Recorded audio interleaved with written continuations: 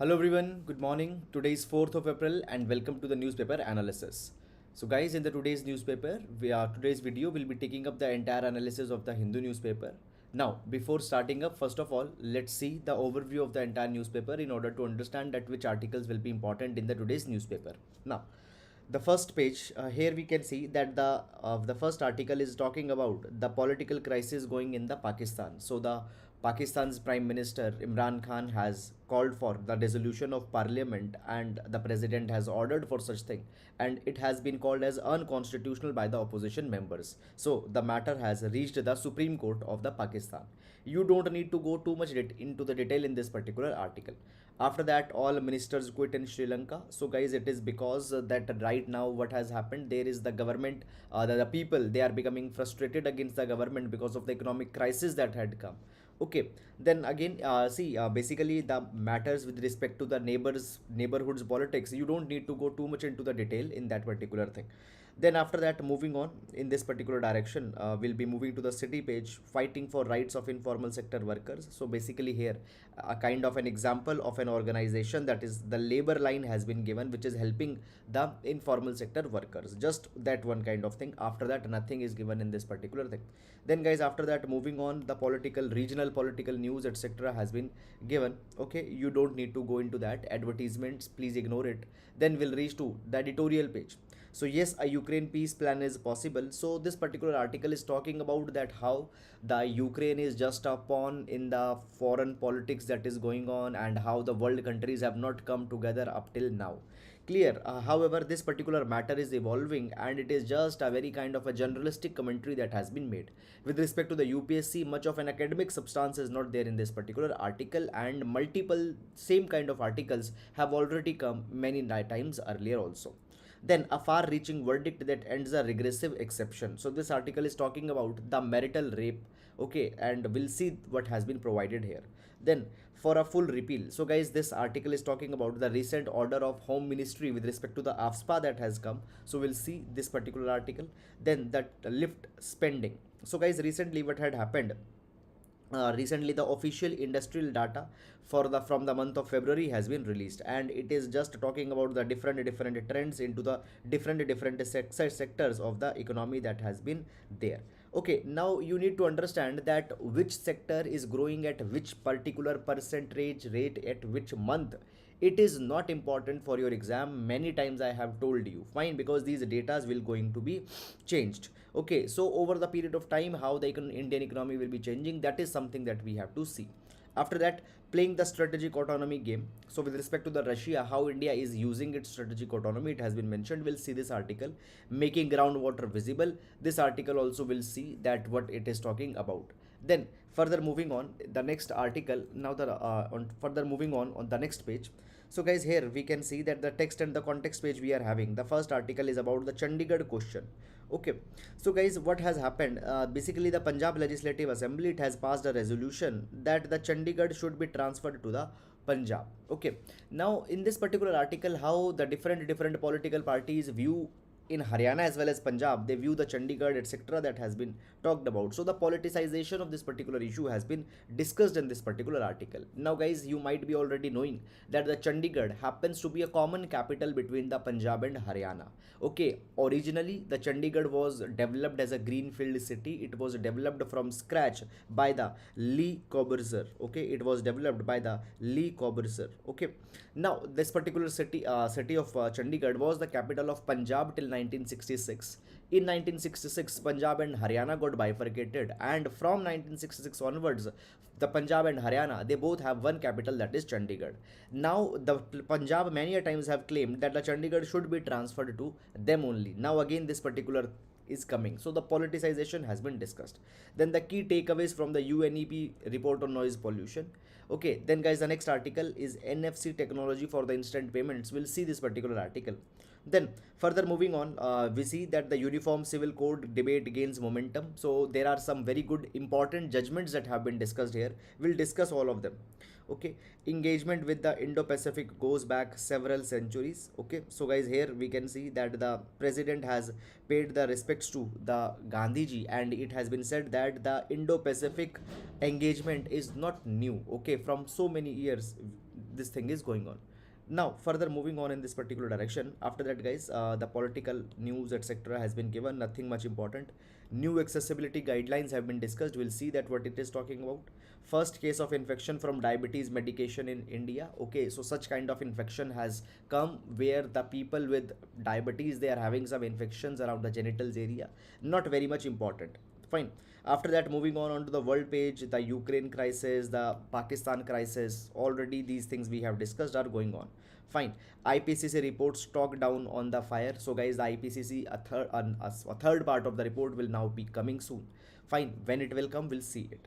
Then the money wise page, where to invest into the times of inflation. Okay, it contains this. So today is the Monday. On Monday we don't have business page. The money wise page talks about the investing advice etc. So not important for our UPSC exam. And then we have the sports page. So this is about the overview of the entire newspaper, and now let's discuss the relevant articles one by one in the detail. Now moving on, they taking up first of all the GS quote for the today. So today we'll be taking the quote from the Albert Schweitzer. So Albert Schweitzer has talked about that what is the real nature of ethics. He says that the ethics is the activity of man directed to secure the inner perfection of his personality. So what ethical conduct is, what moral conduct is, it is the constant endeavor, it is a constant strive as how the inner perfection, the absolute perfection of a personality should be achieved. Now this particular definition of ethics can be used in our GS paper number 4, that is the paper of ethics, integrity and aptitude. So please use this particular quotation. Now taking up the first article. Okay, so the first article we have taken from the Hindu newspaper, the text and the context section. It is talking about the NFC technology for the instant payment. Now guys, first of all, what is the context that this particular article has come into the newspaper? It is because recently the Google Pay, it has introduced a new feature, that is the tap to pay feature. Under this tap to pay feature, what can be done? The mobile phone users, the Android mobile phone users who have the NFC enabled mobile phone, they can just tap on the POS terminal and the money will be deducted for the transaction that you have made. So this NFC technology has just come into the news. We'll be discussing it very briefly. Okay. Now guys, when we talk about the NFC means the near field communication. It means the near field communication, and it is a short range wireless connectivity technology. Okay, now here the data can be transferred, the information can be authenticated in a very small distance. Let's say that there are the two smartphones, smartphone A and the smartphone B. So smartphone A wants to exchange certain information, so within few centimeters or with a actual touch, this information can be transferred. Okay, now guys, how the NFC transmits this information, how it transmits this particular data. So it uses the electromagnetic radio fields. It uses the electromagnetic radio fields, and by the very nature of the electromagnetic radio fields, they cannot work over a long distance. So within maximum of 5 to 6 centimeters, this NFC technology can work. You have to tap your mobile phone. Okay, now this particular we have already seen that it should be few centimeter. Okay, now guys, understand this particular thing, that the NFC technology, it has a lot of usage in many of the areas. For example, you might have used a metro card into the metro. So into the metro card also there could be the NFC. Okay, in the mobile phones there is the NFC. Okay, so for the transactions, okay, for connecting with the Wi-Fi, for connecting with the Bluetooth devices into the homes, there could be the tap devices that are there. All of them we are using the NFC services. Now guys, the NFC services, it has been said that it is safe. Okay, because this particular work begins, or this particular technology takes place only when the device is a few centimeters away. So the hackers, okay, they cannot actually intrude in this. Okay, so it makes it difficult for the attackers to record the communication, because the physical contact is to be there. Moreover guys, when we talk about the NFC, very much related kind of similar kind of technology is also there, that is the RFID, radio frequency identification devices. Now guys, the RFID and NFC is different, because the RFID, okay, it works onto the radio frequency. Okay, it works onto the radio frequency number one, and secondly the RFID, it basically it can work in longer distances also. Today when we see on the basically what had happened, basically onto the highways, whatever the toll plazas are there, into these toll plazas, what had happened, the now the basically the cars, they are to be fitted with the fast tag. Now these fast tags have been made mandatory from the last particular years. These fast tags are working on which particular technology? They are working on to the RFID technology. What happens into these fast tags? Suppose this is a toll barrier and here it is your car. Fine, just a minute. So here let's say it is your car. On your car there will be a sticker that will be affixed, and here there will be a reader onto this particular toll gate. So this reader will read this particular sticker from a long distance, maybe 8 to 10 meters, and it will capture the credentials. It will see that whether the balance is there in your account that is connected with that sticker, and if it is there, the money will be detected, the toll gate will open and the car can pass. So there also a kind of a technology is being used where basically remotely the information is being captured. We call it as RFID, radio frequency identification device. RFID works at larger distances, NFC works at very small distances. RFID uses the radio frequency, okay, and NFC use the electromagnetic frequency. Fine, so these are some of the basic differences. Apart from that, you don't need to go too much into the detail in this particular article. Okay, and this particular thing will be important for the our prelims examination, the question related to the science and technology, as well as into the GS paper number 3. This particular thing can be important. So that is all about it, and now we'll move to the next article. The key takeaways of the UNEP report on noise pollution. Now see, basically this article, what it is talking about, it is talking about a report. Okay, the name of the report is Frontiers 2022 Noise, Blazes and Mismatches. Okay, now first of all, I'll tell you very frankly, this article is not that much relevant for UPSC examination. What is contained in this particular article? See, this Frontiers 2022 report, it has talked about a certain of the cities which have a lot of noise pollution in them. Okay, the names such as the name of Delhi, Jaipur, Kolkata has been there in this particular report, that these are the noisy cities. But one more strange name has come in this particular report, that is the name of Moradabad.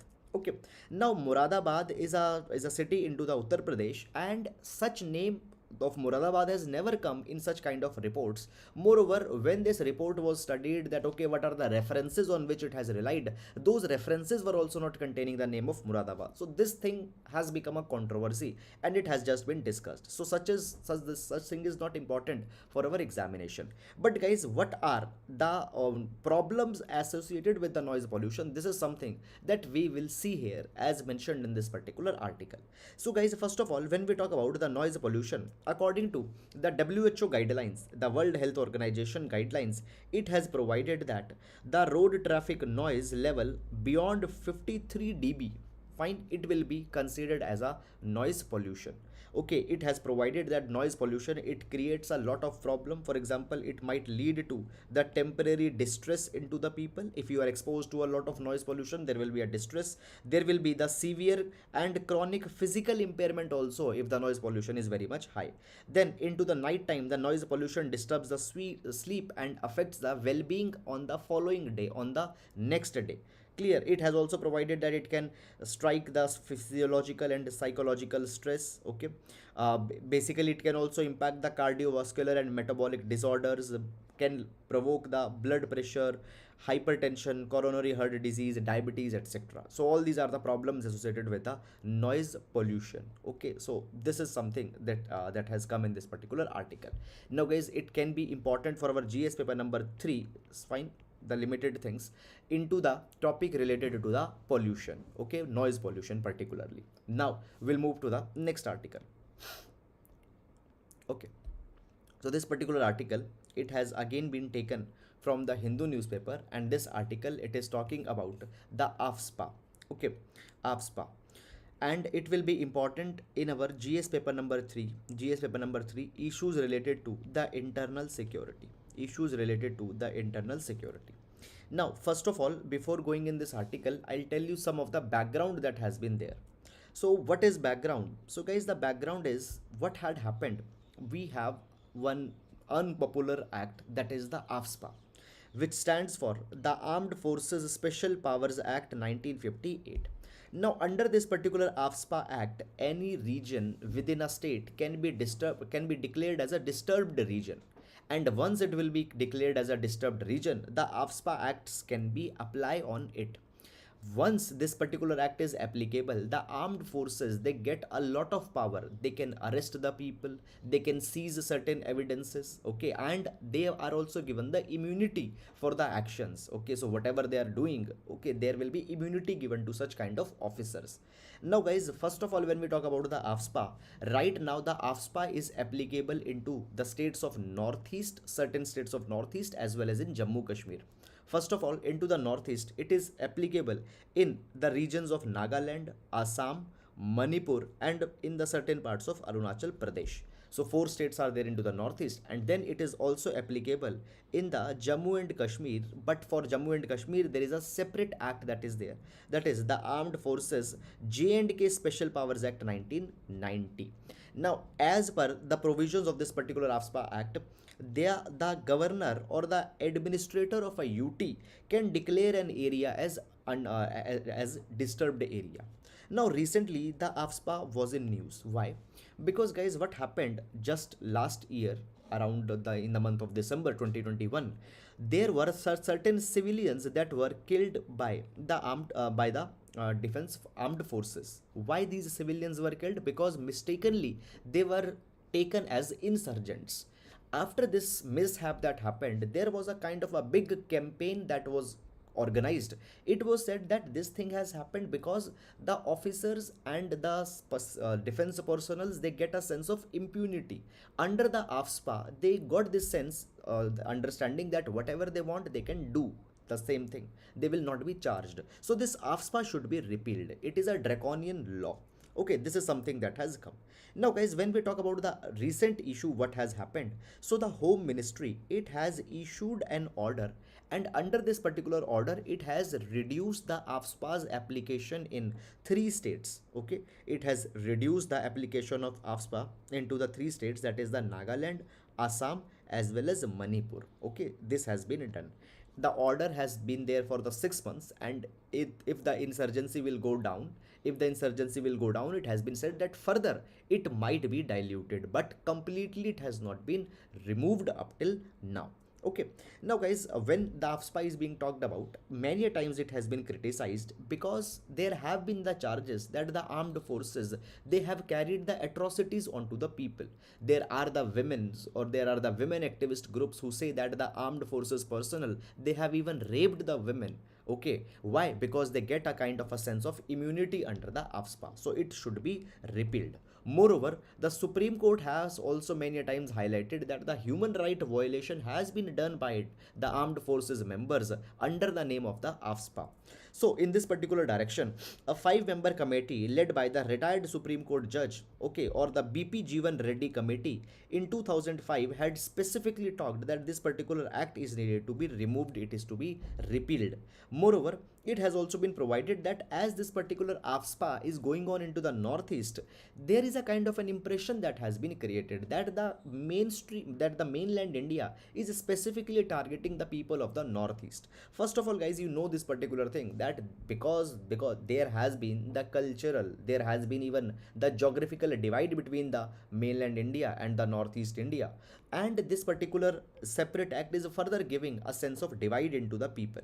The BP Jeevan committee provided this thing that what we can do, we can suitably amend the UAPA, Unlawful Activities Prevention Act, and how it can be used to tackle the terrorism related problems. We need to explore it rather than having the AFSPA. So the AFSPA should be repealed as suggested by the BP Jeevan Reddy Committee 1. Secondly, what had happened, the Supreme Court appointed one more committee, that was the Justice N. Santosh Hegde Committee.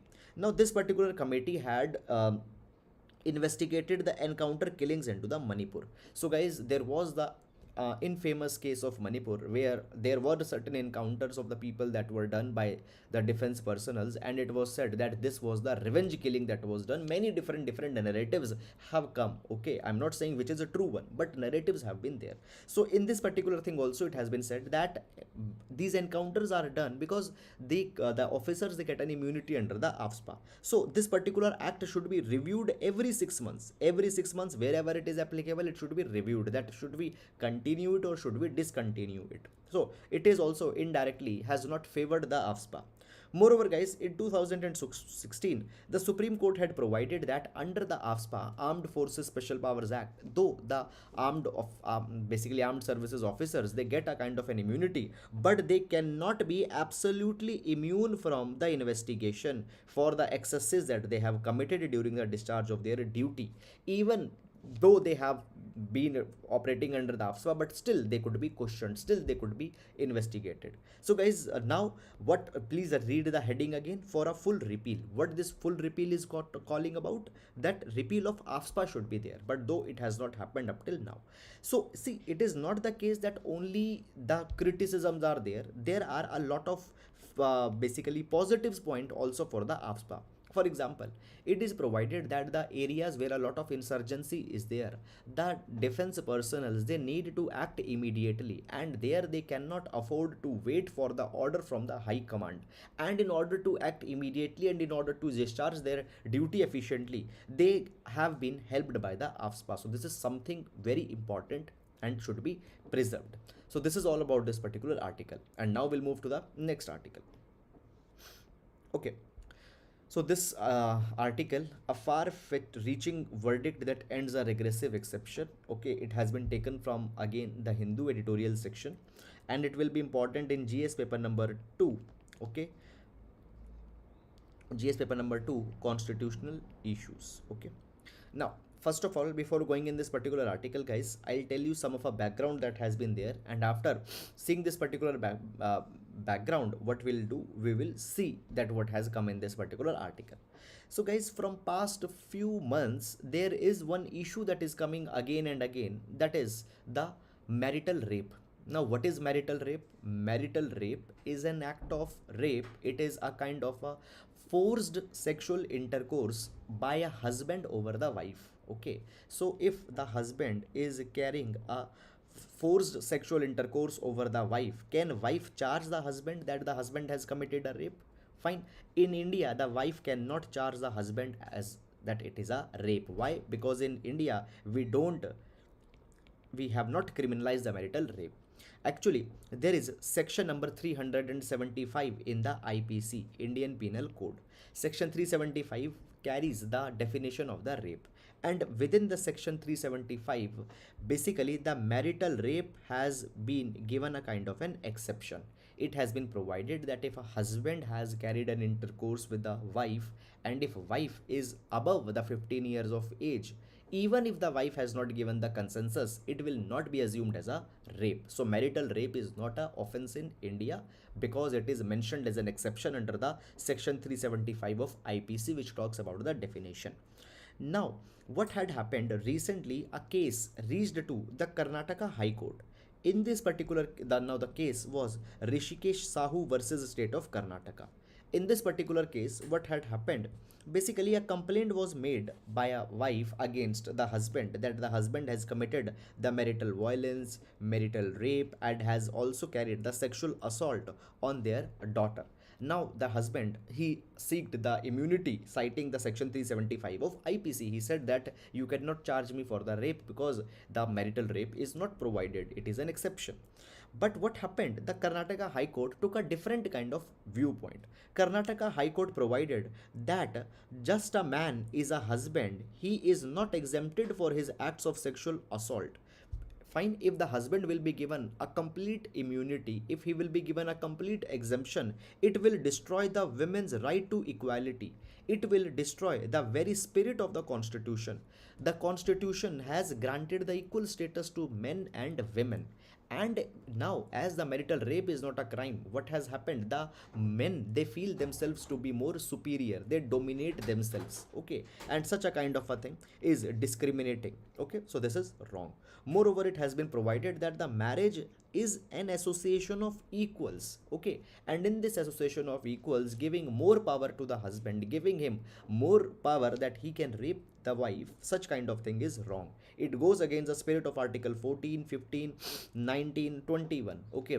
Under article number 21, right to life, right to sexual autonomy, right to bodily autonomy, bodily integrity has been given inherently to the women, and in this particular direction the husband cannot take it. Moreover, women has the freedom that she can make the reproductive choices, okay, fine, and under that reproductive choices, to have a sexual intercourse, to not have a sexual intercourse, it is a choice of a woman, fine. Husband cannot force himself on the wife, okay. So the sexual autonomy, bodily integrity will be disturbed, okay. Moreover, the moreover, the high court, the Karnataka high court also said this particular thing, that the basically the exemption that has been given to the husband, okay, it cannot be absolute, otherwise it will become a license for commissioning of a rape. So all these particular observations have been made by the Karnataka High Court in this particular context, and it looks to be more progressive for the cause of the women. Now, guys, understand this particular thing, that why up till now the marital rape has not been made as a crime. So there are certain reasons that have come in this particular direction. Reason number one, it is provided that how it will be proved that a rape has happened between the husband or the wife. How we will prove that whether the sexual intercourse was consensual or whether it was forced. So it will be a problem. But guys, there is a counter, that as we prove it in the cases where the man and the wife are not related, okay, in the same way in the husband and wife also it can be concluded. Moreover, it is a task of investigative agencies is how they will prove, okay. So this is one argument, that it cannot be proved. Second argument is that in India the institution of marriage has a kind of a sanctity attached to it. In such kind of a thing, the institution of marriage will get destroyed, it will be coming under an attack, okay, so we cannot make it. But guys, on the other hand, it has been said that all these particular viewpoints, okay, they can be countered, okay, and there is no logic in not making the marital rape in India as an offense. Now, there have been some earlier judgments also in this particular direction that has come. There was one judgment, that is the Independent Thought versus Union of India judgment. Now, understand what happened in this particular judgment. I told you recent, just few minutes back, about the section 375 of IPC. It provides that if a husband is carrying a sexual intercourse with the women, and if the woman is not less than 15 years, if the woman is not less than 15 years, it will not be a rape. However, if the woman is less than 15 years, yes, it will be a rape. So 15 years age limit has been put into this section 375. Now what happened into this independent thought case, this age of 15 was revised to 18 years. It means that if a husband is carrying a sexual intercourse without a consent with a wife, and if the wife is, let's say, 17 years old, it will be believed to be as a rape. Is it clear? This is something that has happened. Now guys, just to give you even a more clarity, why this particular judgment came actually. This judgment came to bring the coherence between one other act also that is there. We have one act whose name is POCSO, that is the Protection of Children from the Sexual Offences Act 2012. Under the POCSO Act, the definition of a child is any person who is less than 18 years of old. So technically, the girl of less than 18 years of old is a child, okay, and any sexual atrocity, any sexual advancement, any sexual act with a women of less than 18 years will technically be a rape. And even you know this particular thing, that the legal age of marriage for the women is 18 years. So let's say a woman has been married into the age of 17. Number one, the marriage is not correct because the legal age of marriage is 18 years. Secondly, if the woman is 17 years or less than 18 years, she is a child. So any rape or any sexual act done by that such kind of women will be rape, irrespective whether the marital status has been there or not. So this is something which has been little bit progressive. But into the Independent Thought versus Union of India, the issue of marital rape was specifically not taken up into too much of the detail. Okay. Then the next thing, the even the Supreme Court in this case has said that the girl can never be treated as a commodity. Section 375 now is being called as regressive, and it should be, this particular exception should be removed, it should be amended. Such kind of things have come into the past. So that is all, guys, about this particular article. And now we'll move to the next article, playing the strategic autonomy game. Okay, so this particular article will see with respect to GS paper number 2, foreign policy of India. Okay, GS paper number 2, foreign policy of India into the international issues, this article will be seen. Now, basically, guys, this article, it is talking about the recent stand that India has taken on the Russia. So the background is this: we have seen many number of times earlier that many votes have been moved against the Russia in the different forums within the United Nations, in the United Nations Security Council, United Nations General Assembly, United Nations Human Rights Council. The basically resolutions have been moved where the Russia has been called as an aggressor. Russia has been condemned. In all these resolutions, India had not voted against the Russia. India had abstained on their vote. So whether India has done right thing while India has abstained, there are two viewpoints that are there. One viewpoint says that yes, India has done the right thing. Why? Because whenever India is abstaining on the vote, India is giving a signal that neither we are on the side of Russia nor we are on the side of the USA. India is just putting forward its neutrality. Second thing is that India is a sovereign nation, and now we have taken the strategic autonomy as a tool under our foreign policy. Strategic autonomy simply means that we don't have any permanent ally, we don't have any permanent enemy. We will be choosing the sides only, we will be choosing the sides which serve our national interest. We are autonomous. So in the line of strategic autonomy, whatever India is doing, it is correct.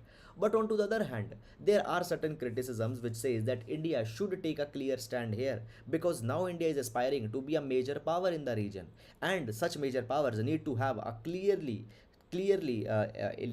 delineated foreign policy. So this is something that has come here. Now, guys, this particular article is said that saying that India had done the correct thing when India has not taken a stand.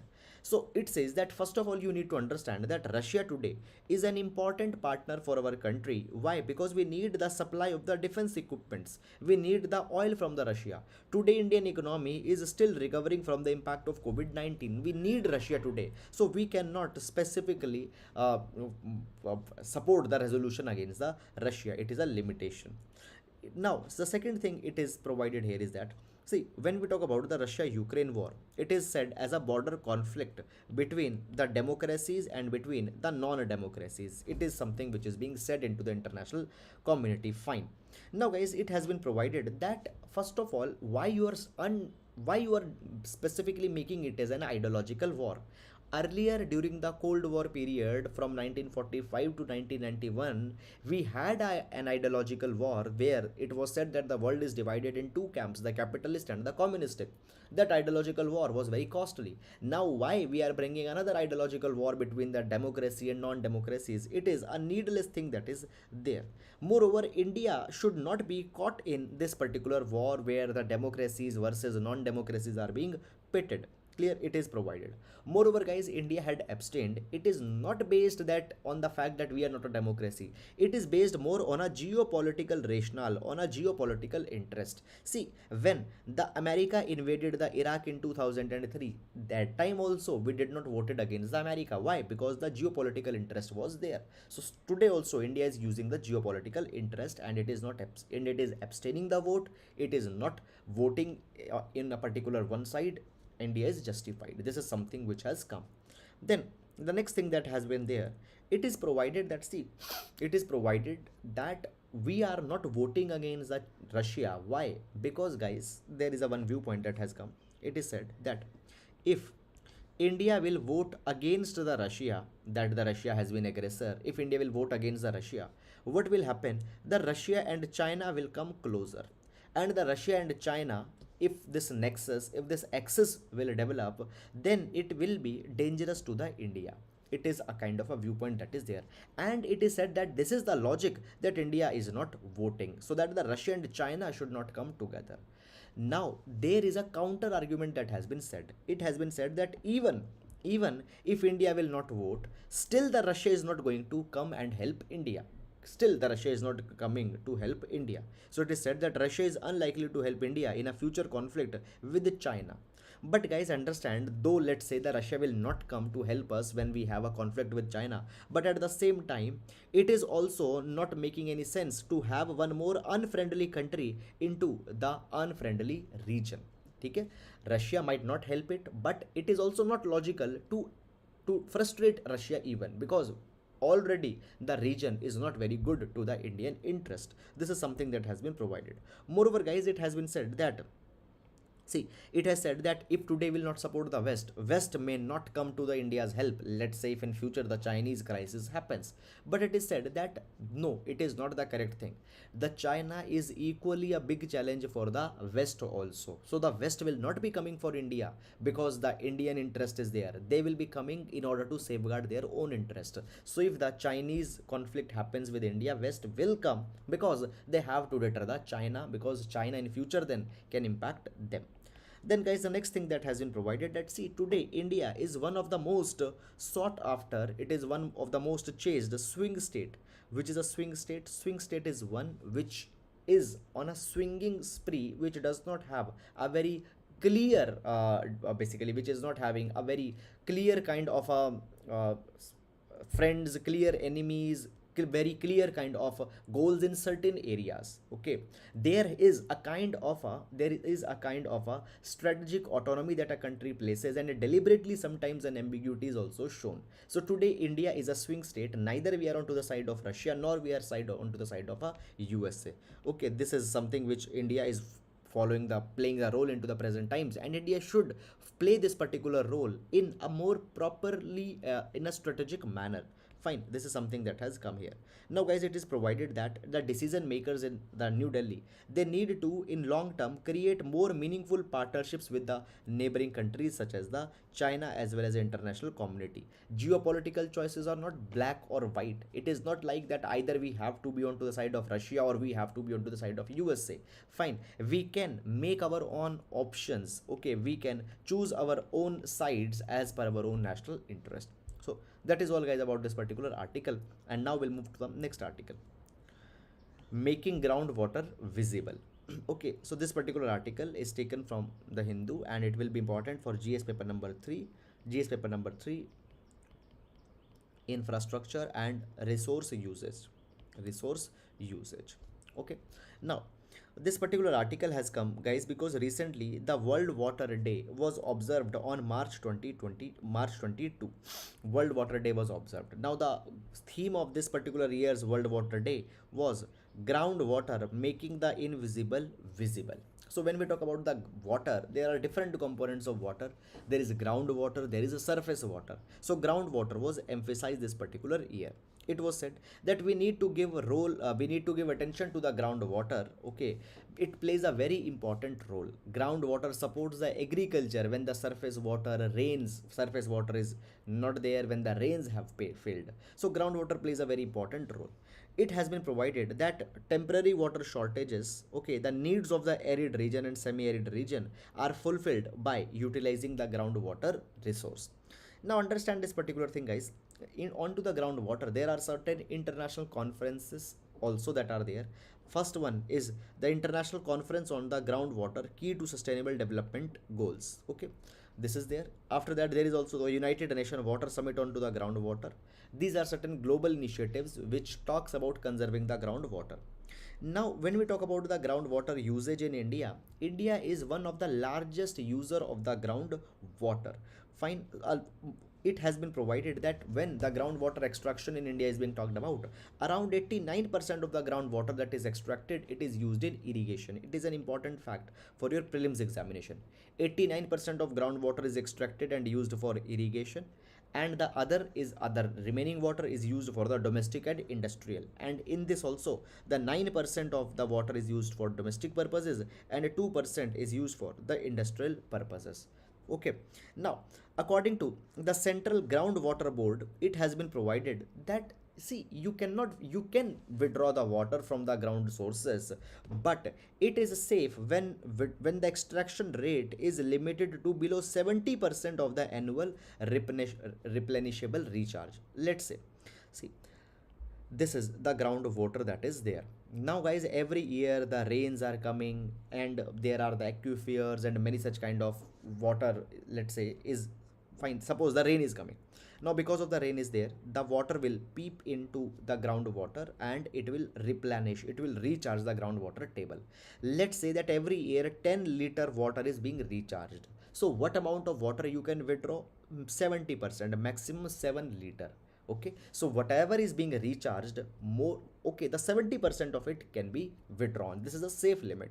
Now when we talk about, guys, the extraction rate in our country, in 2017 the extraction rate was 63%, but at the same time there are certain areas where the extraction rate is more than 300% even. Okay, so the areas where the high extraction of groundwater is there, we need to take care of it. When we talk about groundwater, not only the declining water table is a problem, but the water quality is also sometimes basically getting deteriorated. For example, fluoride pollution, iron, salinity, nitrate, arsenic contamination, these are certain big problems into the groundwater. So we need to go for the groundwater management so that the pollutants are not seeping up into the system, and secondly the groundwater table is also not declining. Now guys, it is provided that the present approach with the dealing of groundwater is that we deal with the surface water separately and we deal with the groundwater separately. Fine. Fine. Into this particular direction, the Mihir Shah committee came in 2016, and Mihir Shah committee provided that the Central Water Commission, fine, which deals with the surface water, and Central Groundwater Board, which deals with the groundwater, they should be united, they should be merged, so that water as a whole can be managed rather than this compartmentalized approach that is being followed right now. Okay, so it is provided that, guys, we need to create the local level plans which cover the different water sources, the rainwater, surface water, soil water, groundwater, all these different sources should be dealt together.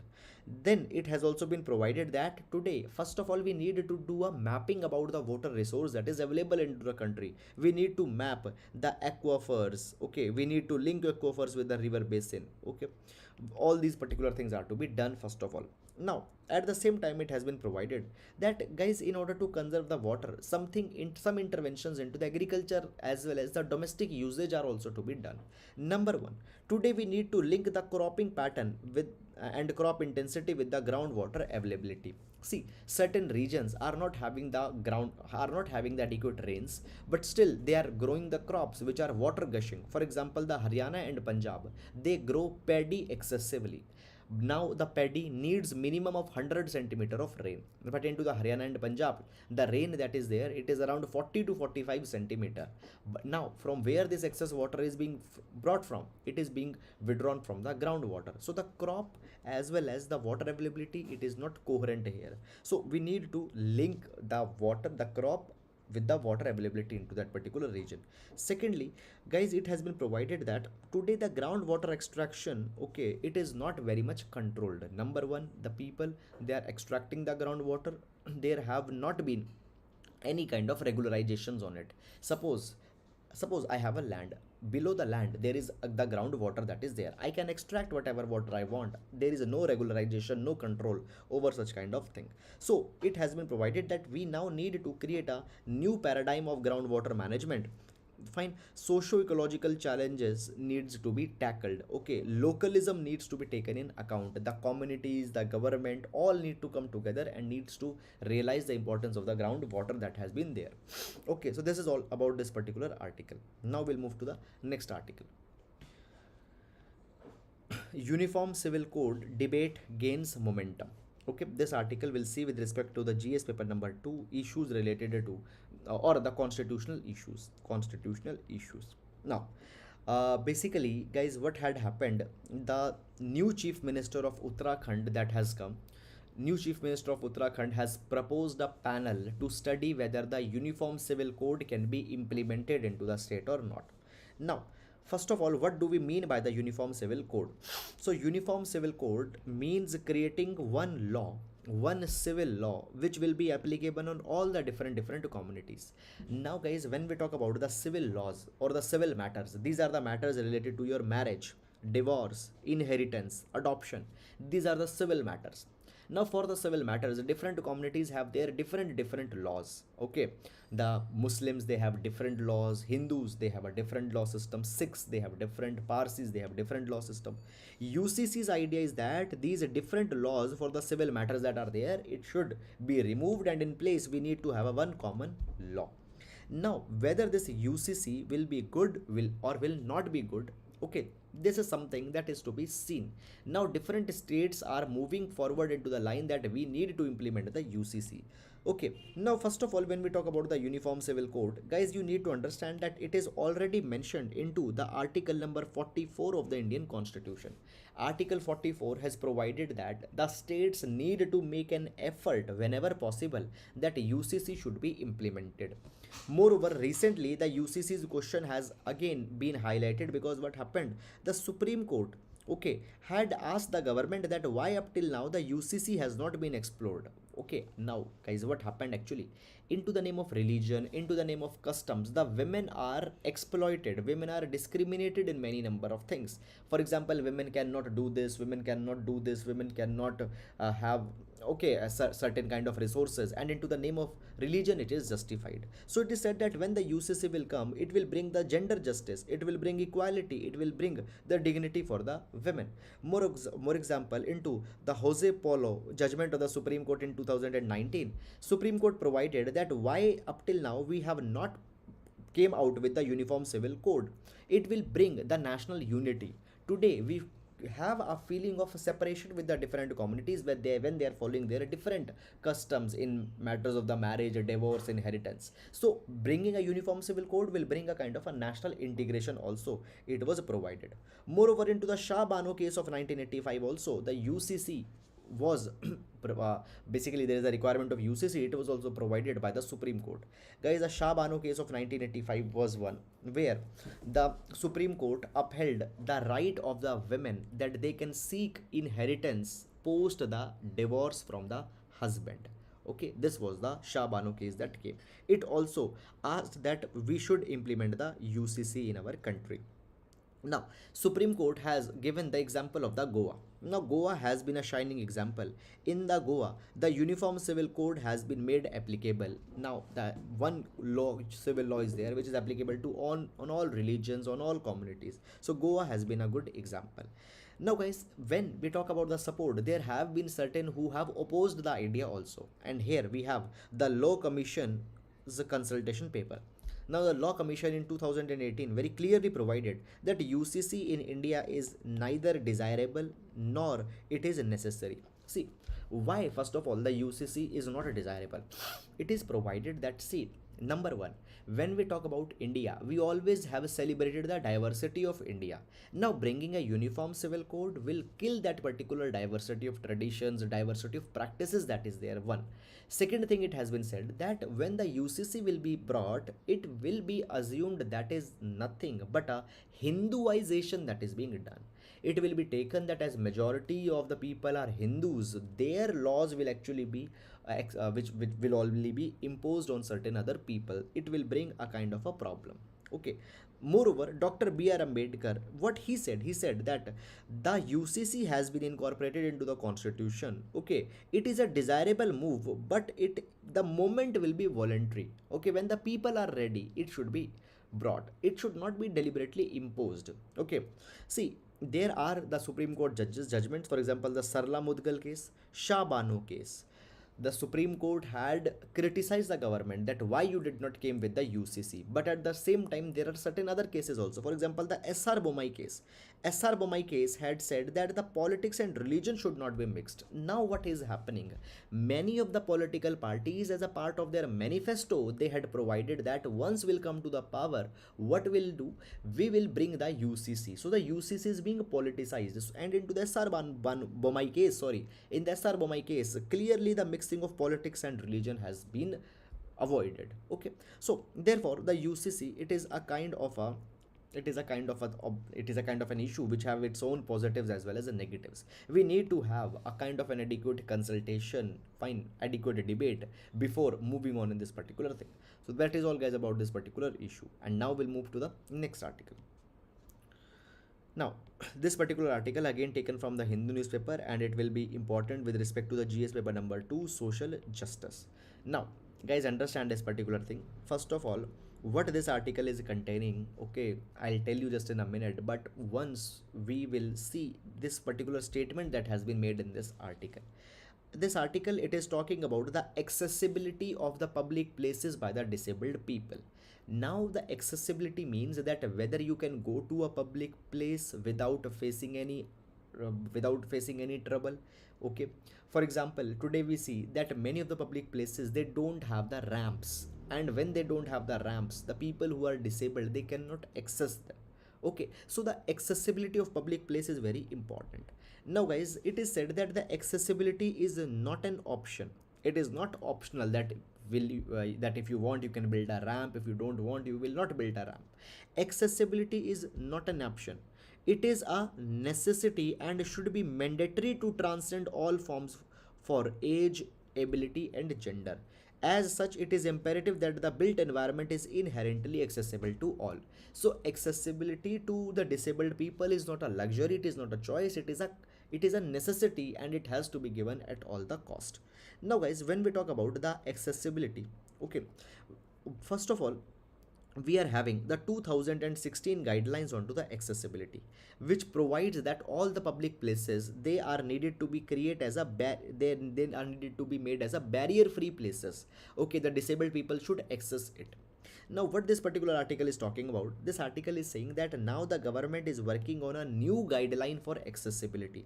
Harmonized guidelines and standards for the universal accessibility, they are just being worked about, and after they will be finalized, new standards as how the public places can be accessible, it will be unveiled.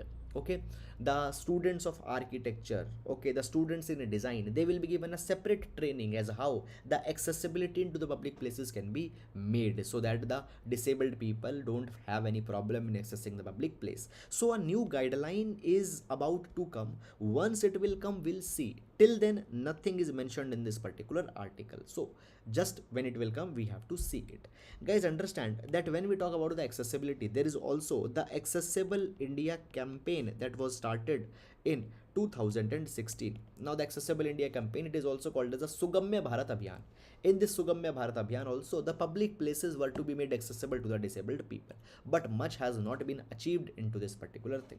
Okay, that is all about this particular article, and with this we come to an end to the today's newspaper analysis. So that is all guys for today. I hope that you have understood this particular article. Okay, thank you so much to everyone.